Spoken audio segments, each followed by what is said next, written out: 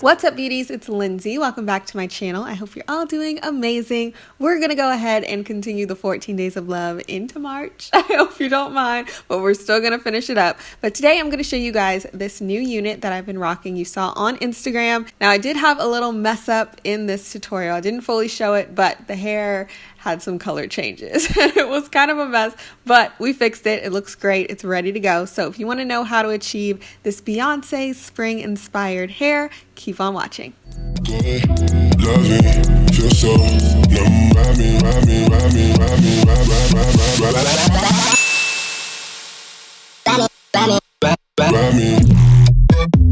So today's wig is from Julia Hair. Inside the box, you get an adjustable strap. You also get a wig cap, and they also threw in this beautiful ombre pink and purple satin scarf to lay down the wig, lay down the baby hairs. I actually don't use it today, but it's really nice. So thank you to Julia Hair. Let's talk about the wig itself. Now this is a middle part wig. It has a number 2 color and then it goes into a blonde. And I previously filmed this tutorial and I just curled the hair. I honestly was not a huge fan, and I thought it was the blonde. I thought I wanted it a little bit more toned, but it turns out I really just didn't like this hair curled. Some of you might like it, but I just wasn't really feeling it. And I like the hair a lot more straight, but like I said, I thought I wanted the blonde toned. So went to tone it and I left it on way too long. It turned the wig purple. It turned the blonde parts purple because I left it on too long. I literally followed my old tutorial and messed up. So I was like running around the house trying to find household items. Everything I Googled I didn't have in my cabinet or pantry. So it was a mess. But I eventually got the hair color out. So it was great, but it just went back to the initial blonde color. So I basically damaged the hair for no good reason. But thankfully, I do have some products that I wanted to try out anyway. These are from FORHALLE. If you guys are not familiar with them, they are a newer brand and they specialize in formulating products specifically for extensions and wigs. So this is my first time trying them and I'm like, what better way or what better time really to use them, because I damaged this hair for no reason, just to go back to the initial color.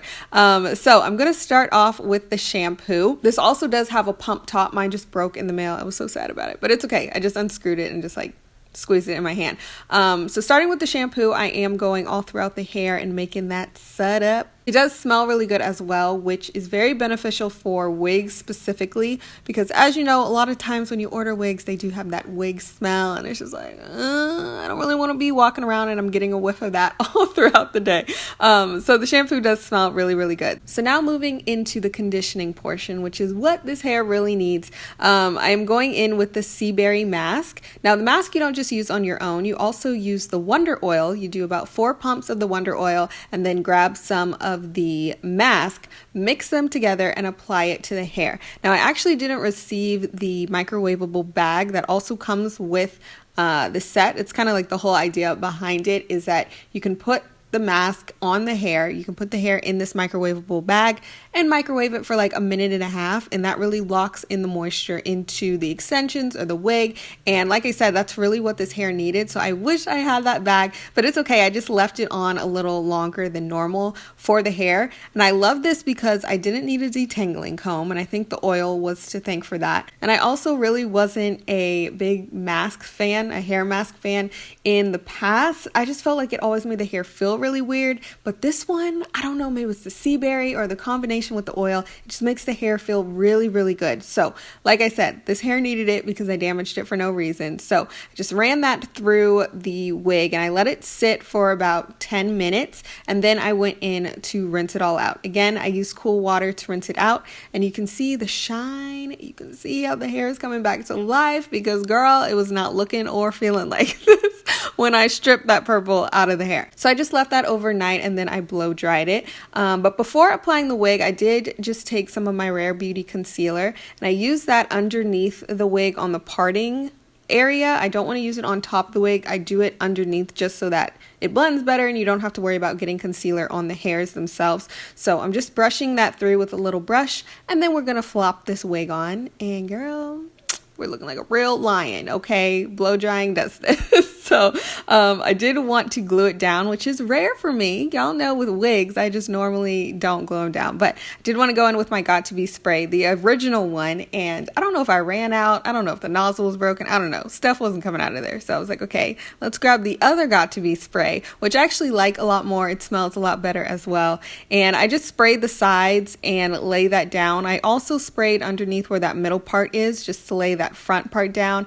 And you guys saw it on Instagram. A lot of you were saying it was laying real nice. Thank you. I'm going in with my Eva NYC 10-in-1 Main Magic Primer. Y'all know we always start with this before using heat on the hair. And then to get the little area that's right by the middle part, I've been using this new mini travel flat iron. This is from InStyler. This is their Wonderlust mini flat iron. It's a cute little baby blue color. And this is perfect for the part, like the area by the part, because if you do use a bigger flat iron, a lot of times you will see that crease. So a lot of people use like a hot comb or something like that. If you don't have a hot comb, I feel like having a little mini straightener works great as well. So I'm just using that to lay that flat. And then we are going through the rest of the hair with my Glam Palm Classic Flat Iron. A lot of you ask me what flat iron I always use in my tutorials. It is the Glam Palm. I've had it for about 5-6 years now, and it's honestly, it's the OG. It's been with me through a lot.